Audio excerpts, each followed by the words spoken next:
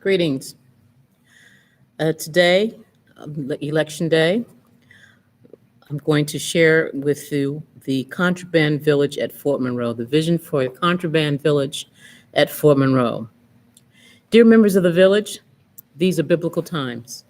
The time has arrived to recreate a 21st century contraband village that will serve as a studio backlot, Broadway theater, historical research facility that will create good paying jobs and housing for staff, the displaced, the marginalized, families, friends, veterans, and others.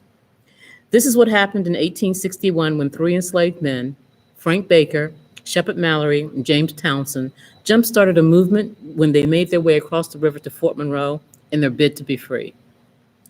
Baker, Mallory, and Townsend did not know what was going to happen when they escaped to Fort Monroe. They only knew that they wanted to be free. And that is the condition where we, you and me, now today find ourselves. We want to be free. We thought we were free, but now we know that witnessing George Floyd die with a knee on his neck for 8 minutes and 46 seconds makes it abundantly clear that we, the descendants of the enslaved, have never been a free people in America.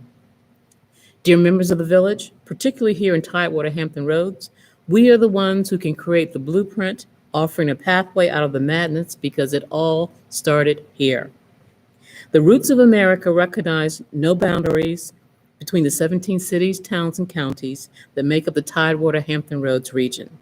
In the city of Hampton is where, in the latter part of August in the year 1619, a group of about 24 kidnapped Angolan men and women were brought ashore. And what happened to those ancestors in 1619 defines who we are in this momentous moment in the 20th year of the 21st century. Today, we are the ambassadors who will take people forward. When Baker, Townsend, and Mallory commandeered a rowboat and made their way to General Benjamin F. Butler, they were looking for asylum. They did not use that word, but that is what they were looking for. And Butler, a lawyer, opened the policy books and found the contraband of war language. When the men's owner came to claim them, he was denied their return. Butler put Baker, Mallory, and Townsend on the federal payroll, which essentially put them on the path to citizenship. Within days, hundreds of Black people started arriving at Freedom Fortress Monroe. What we're doing here is reframing history. We must reframe the history because for the last 150 years, the losers of the Civil War have completely controlled the narrative. This is one reason why they are so unnerved by 3 simple words. They're just not used to sharing. Black Lives Matter. Black Lives Matter, and how you tell the story about those Black lives matters. It used to be that the contraband escape was depicted as the brainchild of the white general depicted as the brainchild of the white general. After all, he found the policy and refused to return the men to their owner. But if not for the agency of Frank Baker, Shepard Mallory, and James Townsend, who had the courage to make a bid for freedom, General Butler would not have had anything to do. How the story is told matters. How the story gets passed on matters even more. By proclaiming that Black Lives Matter, you are giving examples of what should be happening across the country. Do not be afraid to leave this movement. And by being here today, you are saying, I am not afraid. On that mission with that vision, we must recognize the late, great Hugh Harrell, who was a beacon of light and truth and strength and wisdom. Hugh passed on June 16, 2019, but his spirit remains strong in the conscious world. Hugh and his wife Anita founded the Wyandotte Association to recognize our African and Native roots. Both Black and Red ancestors traced, celebrated, and protected. Hugh dreamed of an amphitheater near the exact spot where those men and women who came ashore in 1619 need to be thought about. They have their legacies shared and passed on to future generations. Hugh and his wife Anita formed the Wyandotte Association to recognize our African and Native roots. Both Black and Red ancestors traced, celebrated, and protected. Hugh dreamed of an amphitheater near the exact spot where those men and women who came ashore in 1619 need to be thought about, have their legacy shared, and passed on to future generations. We must speak and document their successes and triumphs in the face of painfully harsh and unrelenting suffering by the ancestors of today's privileged and powerful minority. What we would like to see here at Fort Monroe is a venue dedicated to the work of diffusing racial issues and developing anti-racist policies. With the goal of protecting and sharing this history, a collective of 10 local, cultural, and social justice organizations have united behind a letter authored and signed by Hugh Harrell that requests identification of a building for $1 a year at Fort Monroe to house this collective. In August 2019, this letter signed by the 10 organizations was presented to Governor Ralph Northam. Fort Monroe is the perfect place to do this work.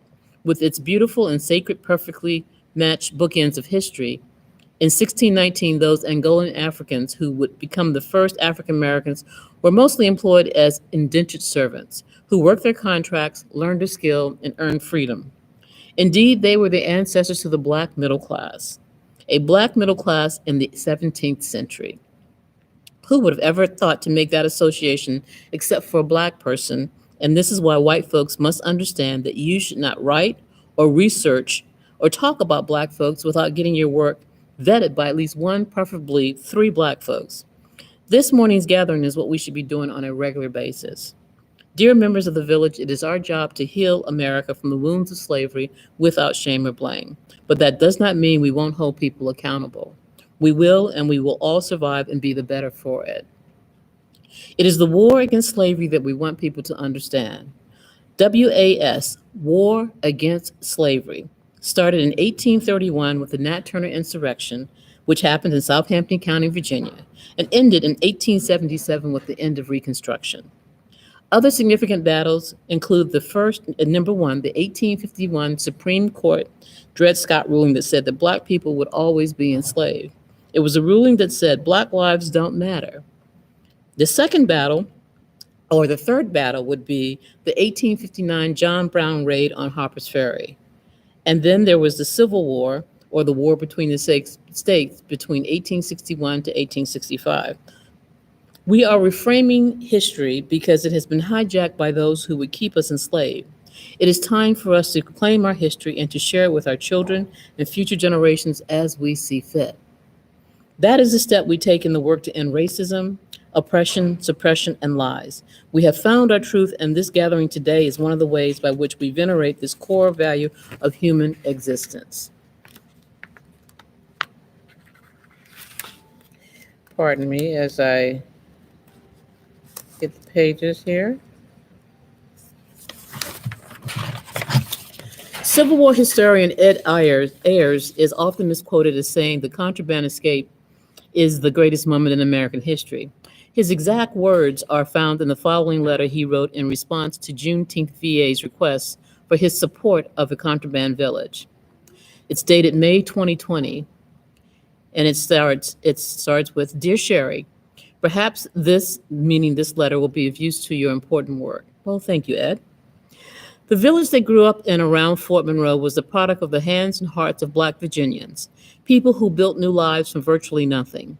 The story of the ways that enslaved people made themselves free in the midst of the Civil War is one of the most inspiring episodes in American history, testifying to the ways that people held in slavery refused to let bondage define them, the ways that family, faith, and sheer bravery sustained them.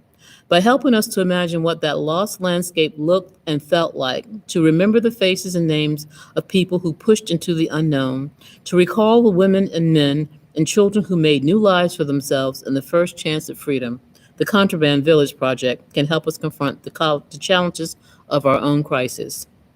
The end of slavery was the greatest event in the history of the United States, and the contraband story of Fort Monroe played a key role in that event. We need to do all that we can to remember it. Signed, Edward L. Ayers, Tucker Boatwright Professor of the Humanities, President Emeritus, University of Richmond. Baker, Mallory, and Townsend must have been overjoyed when General Butler put them on the federal payroll. The news of their success spread fast. Within days, by the dozens and then by the hundreds, people started arriving at Freedom Fortress Monroe to claim their freedom. The movement spread to other Union camps across the South, and by the time Lincoln signed the final draft of the Emancipation Proclamation on January 1st, 1863, thousands of formerly enslaved men, women, and children were living free, and it all started at Fort Monroe on May 23rd, 1861. Now, let's talk about reparations. First of all, this speech was delivered on September 26th to a pilgrimage that was hosted by the Norfolk Catholic Worker and the Tidewater Sowers, Sowers. I always have a hard time saying that word.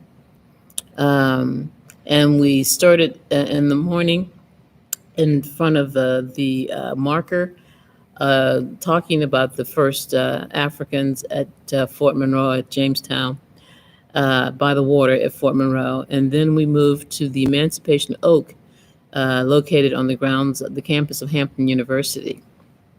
And there we talked about reparations. Unable to be here today, Brother Khalifa, an original member of N'Cobra, founded in 1987. And N'Cobra's mission was to make reparations a household word. Brother Khalifa was unable to be with us today, but from his home in Southampton County, he sends his greetings and blessings to this gathering. For over 25 years, Brother Khalifa has protected and shared the legacy of Nat Turner by providing tours and maintaining the Nat Turner Library. Brother Khalifa was asked to share his thoughts about reparations, and he sent us these words. Reparations is a debt due to begin the healing process. The debt is paid by a criminal nation for a crime committed against another nation or an autonomous community of people. When the criminal is brought to justice, the criminal is forced to pay reparation to begin the healing process to repair damages that were caused in the commission of the crime. Reparations is first an apology, cash, gold, and other valuables, including land and technology. The criminal must be brought to justice when you know who did the crime. An apology is necessary, but payment of reparations must be paid for what the apology is for. We know that reparations is a war issue.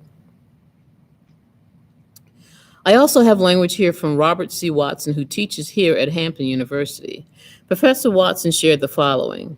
In 1969, James Forman, in his Black Manifesto, called on America's churches and synagogues to collect $500 million as a beginning of the reparations due us as a people who have been exploited and degraded, brutalized, killed, and persecuted. Although Forman's call was widely publicized, churches made no serious effort to respond to his demand. 4 years later, Boris Bicker, a Yale Law School professor, argued in the case for Black reparations that slavery and the persistence of government-sanctioned racial discrimination justified a program to compensate Black Americans. Since 1993, Democratic Congressman John Conyers from Detroit has introduced a bill in every session in Congress to establish a federal commission to investigate slavery and the legacy of racial discrimination. The bill never came to the floor of the House for a vote. John Conyers passed in 2019. In 2000, the issue of reparations for slavery received widespread attention when Randall Robinson, founder and president of Trans-Africa, published The Debt, What America Owes to Blacks. Robin reasoned that because Jews and Japanese Americans had been compensated for the indignities and horrors they experienced in World War II, African Americans were also due financial indemnification for slavery. 242 years of an enterprise murderers both of a people and their culture. Robinson maintained that many still bear the scars of inadequate health care and insufficient educational opportunities. He insisted that reparations would remedy the effort of such inequalities. Afrocentrist Molifa Asante proposed that instead of a one-time cash payout, the American government should make for long-term commitments for education, health care, land or property grants, and a combination of such grants. Without offering any solutions, some Black writers and journalists rejected arguments of reparations that reparations were a realistic Without offering any solutions, some Black writers and journalists rejected arguments that reparations were a realistic resolution of the nation's slave and racist legacy. Conservative media pundits William Raspberry and Juan Williams declared, the suffering of long-dead ancestors is not a claim check for a bag full of cash. I don't want any money that belongs to any slave. That is obscene. The struggle for the civil rights of African Americans is not about selling out for a check. Well, Willie and Juan, I think you two are obscene. obscene with an arrogance and meanness that makes a body nauseous. Listening to Juan Williams pontificate last year at the 400th commemoration of the first Africans was painful and at the same time motivating. As a people, we have been used and abused, but we have thrived and survived for over 400 years in America, the beautiful, in the land of the free and the home of the brave. Black people started out in the Constitution as property defined by a three-fifths formula. So our connection to America's most powerful gods, capitalism and Jesus, our pursuit of the American dream is multifaceted and super complicated. Slavery and capitalism go together like peanut butter and jelly, while democracy and capitalism are like oil and water. And so, dear members of the village, learning how to untangle the understanding of what it all means is where we are at this moment, very moment of today, as we are tossed and turned, shaken and baken into the third decade of the 21st century. And please remember, do not be afraid. The ancestors have your back. I'm going to read that last paragraph again. Black people started out in the Constitution as property defined by a three-fifths formula. So our connection to America's most powerful gods, capitalism and Jesus, our pursuit of the American dream is multifaceted and super complicated. Slavery and capitalism go together like peanut butter and jelly, while democracy and capitalism are like oil and water. And so, dear members of the village, learning how to untangle the understanding of what it all means is where we are in this very moment of today, as we are tossed and turned, shaken and baken into the third century, to the third decade of the 21st century. And please remember, do not be afraid. The ancestors have your back. And thank you for listening. We are awaiting results. This is election day. I went and I voted, as you can you see? See, yeah, I voted.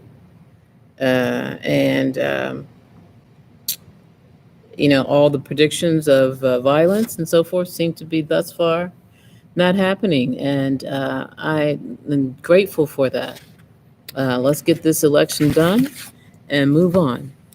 This has been reporting from 12 Days of Turner here at the beautiful Trinity Episcopalian Church in downtown Portsmouth, Virginia. We are making ourselves at home here in this beautiful space while our theater, which is directly across the street, is being rehabbed. And we are grateful to Trinity for their open door policy towards the Juneteenth Virginia folks. Thank you very much, and I'll see you the next time.